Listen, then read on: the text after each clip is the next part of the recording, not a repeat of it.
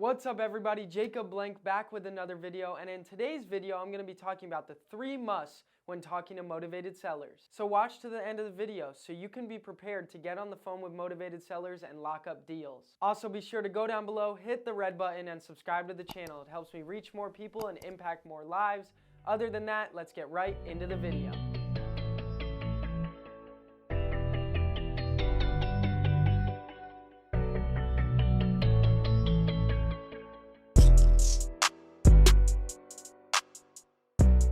Alright, so talking to motivated sellers when wholesaling real estate is the name of the game.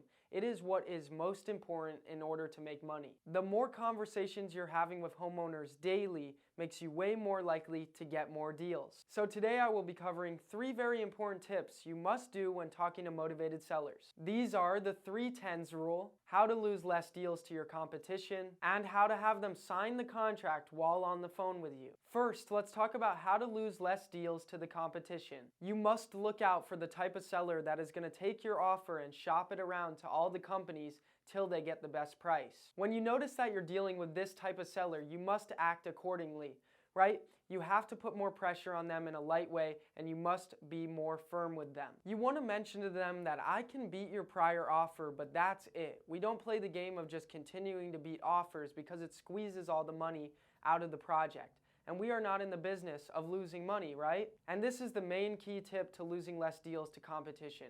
If they want you to send the contract, but they want a few days to read it over, and you feel like they're the type of seller that's going to go shop it around, send them a blank contract without a price. That way they really don't have a number to shop around to all the companies. Now let's go over the 3-10s rule. It is really important in this business and in any sales-oriented business. The 3-10s rule is a scale of confidence and trust that the seller has with you, your company, and your service. In order to get a motivated seller to do business with you, you need to get them as close as possible to a 10 out of 10 in those 3 categories. Now, some sellers will be a 7 out of 10 of confidence with you, maybe an 8 out of 10 in confidence with your company, and a 10 out of 10 in confidence with your service. And they still probably will do business with you, not being a 10 out of 10 in all categories. But what's most important is you're consistently trying to get these sellers to be a 10 out of 10 in those categories when on the phone with them. So how do you go about doing this? You must be sharp. You must be sharp and be ready for any objection that they throw at you. You must be or act as if you are an expert in real estate, and you must be as professional as possible. Now, when you're on the phone with these homeowners and they're at a 10 out of 10, but you see they're starting to lower to like a 7 out of 10,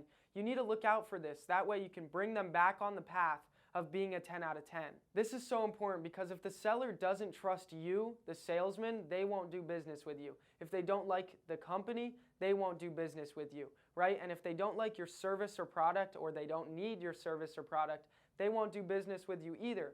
So that's why it's so important to try to get them at a 10 out of 10 with confidence and trust for you, your company, and your product and service, and that will ultimately get you more deals. Now let's move on to how to get the seller to sign right then and there while on the phone with you. You want to position for the close all the time. You want to use language like this. Hey, Mr. Seller, if I can do the $125,000, can we get the process started today? Using language like can we get the process started today is so important. And you want to continuously mention can we get the process started today throughout the phone call. That way you're setting the expectation of what's supposed to happen at the end of this call. And you're positioning for the close by doing that. You're positioning for the close the whole time. You're setting the expectation for the close. Now once they say they will start the process today if we can do X price, put them on a brief hold and tell them, give me 1 second, let me run the numbers again, make sure I can come up to that price. Give me 1 second, put them on a brief hold. Now after like 30, 45 seconds,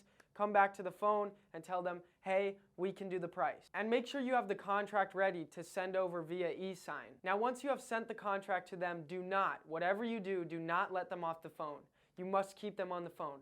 Just tell them, hey, as you're reading through it, let's stay on the phone. That way I can answer any questions you have. That way they don't put off reading it for another day and signing for another day.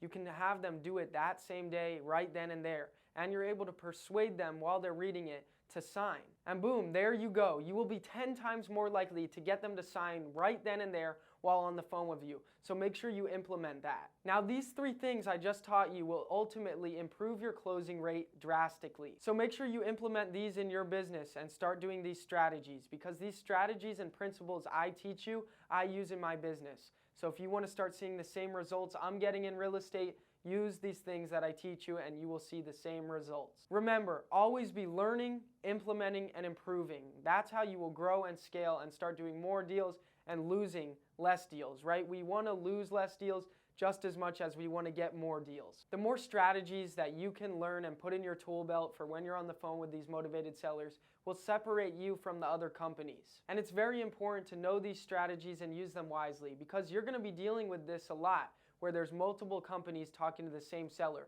You have to set yourself apart so you get the deal and the other companies don't. And sometimes it's really, really hard to do so. So if you can position the close the whole time and say, if I can do X price, let's get the process started today. That way they don't continue to shop your offer. You will be more likely to beat the other companies and get the deal.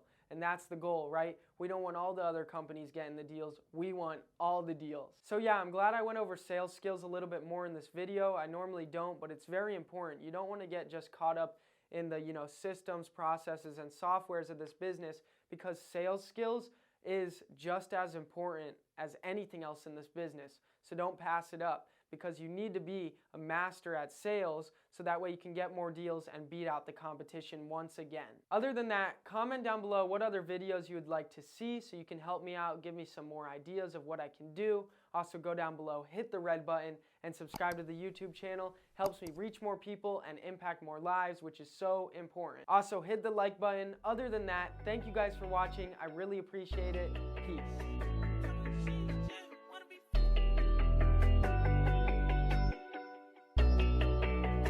Switch on the beat.